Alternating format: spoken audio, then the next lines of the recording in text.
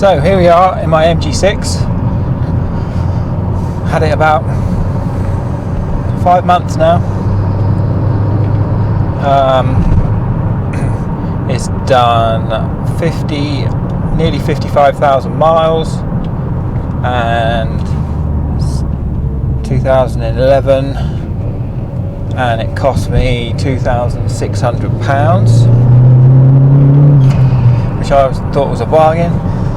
And I've been looking online for probably on and off for about 5 years, wanting one and not really being able to afford one or justify how much they were for what I thought was a bit of an unknown, when they were reasonably lowish miles still.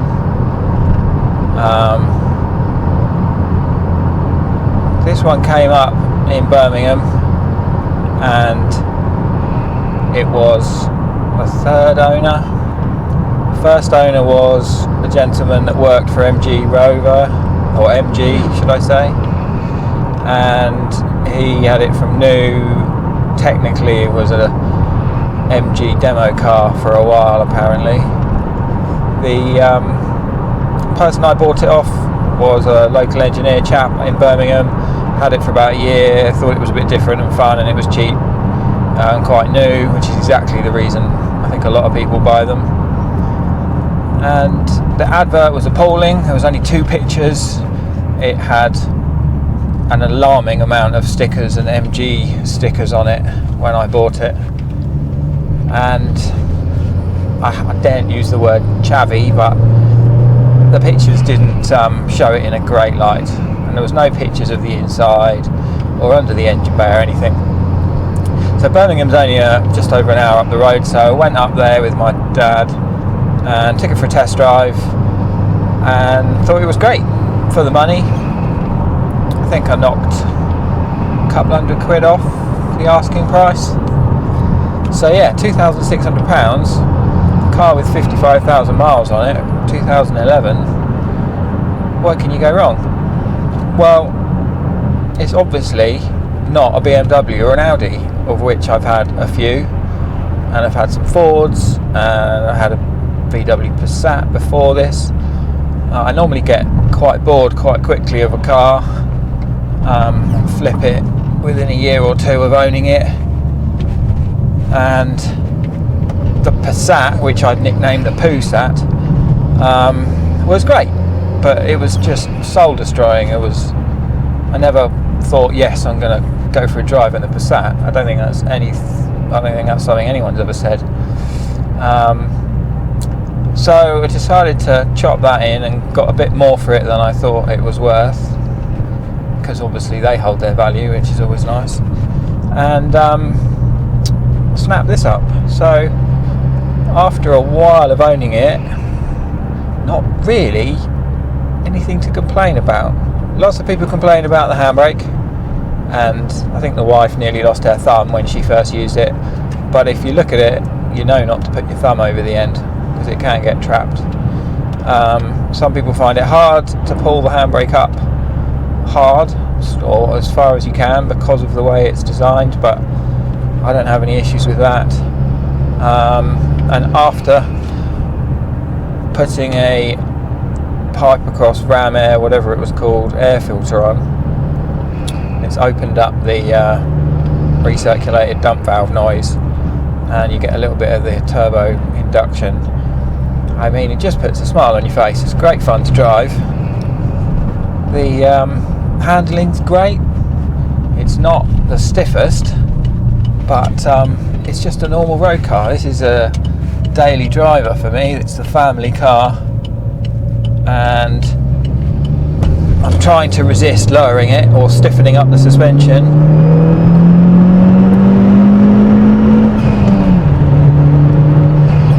And it goes quite well. The temptation to modify a car too far has been done. I've gone past that so many times. I do enjoy tinkering or making a car my own, and this fits me quite well. I've had many Maestros and Montegos when I was younger, Metros, all sorts of calamity of cars over the years. Cavalier GSI, Nissan Skyline, what else? Escorts, Mondeo Estate, ST Replica, just way too many cars. BMW E39s, 2 of, E46s, 2 of, still got 1. It's just great fun.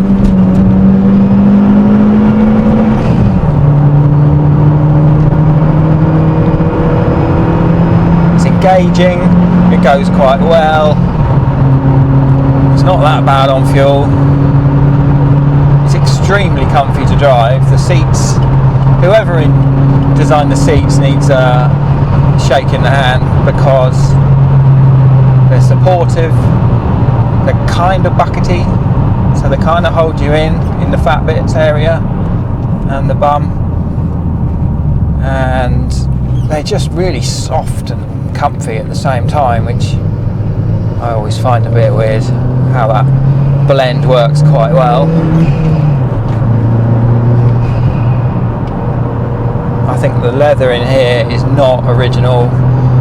The headrests have got embroidered MG logos in, and I had a closer inspection, and one's an original leather and the other one is originally fabric, but they've both been recovered with reasonably nice leather. And the seats seem to have more leather detail, leather look about them than any of the other MG6s I've had a look at.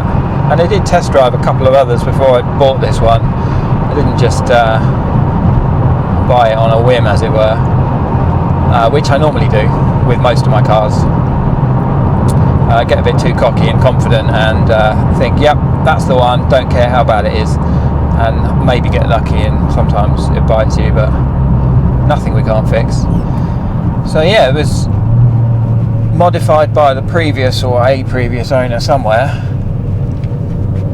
because it's got the black stripes over it externally. It's got no silencer boxes in the exhaust, so it's a straight through, but it's not loud. It just sounds good, I think. This is a SE, so it's the middle of the range.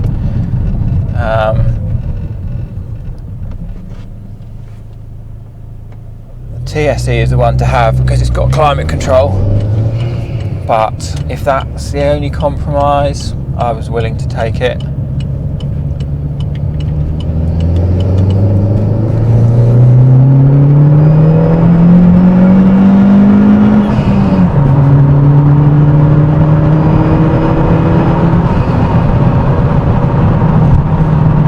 So yeah, I haven't really laid on it yet. I'd like to do a track day on it because it's quite responsive. There's always a delay into third. That's the torque limiter holding you back, trying to save the chocolate gearbox. But yeah, I reckon it would be good fun round a track.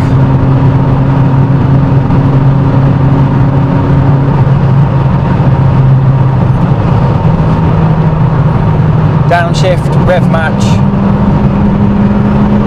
comes on boost quickly. I think the only worst bit is the torque limiter into third. You're waiting for something to happen, so you kind of can drive around it and predict that it's going to happen, but it's slightly frustrating. I think the weakest part about it is the gearbox.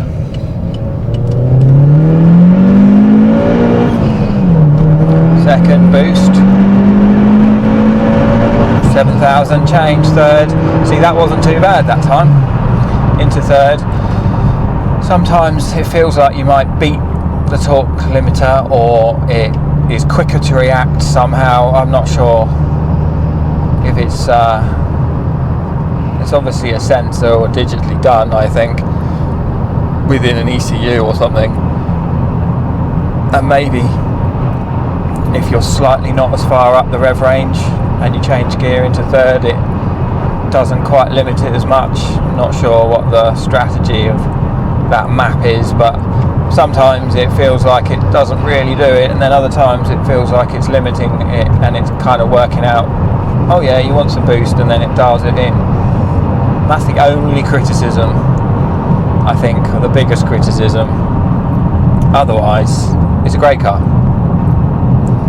Some parts might be hard to get. I haven't experienced that. If you know where you're looking, plenty of help online from other owners and people that have had these for a while.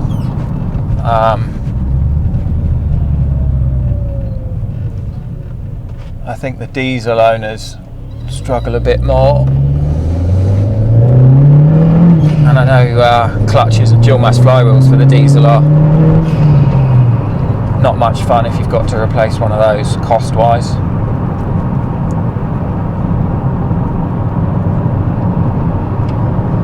I think the next thing to replace is probably a couple of engine mounts. I'm gonna stage 1 uprate them, which is what I do to a lot of them.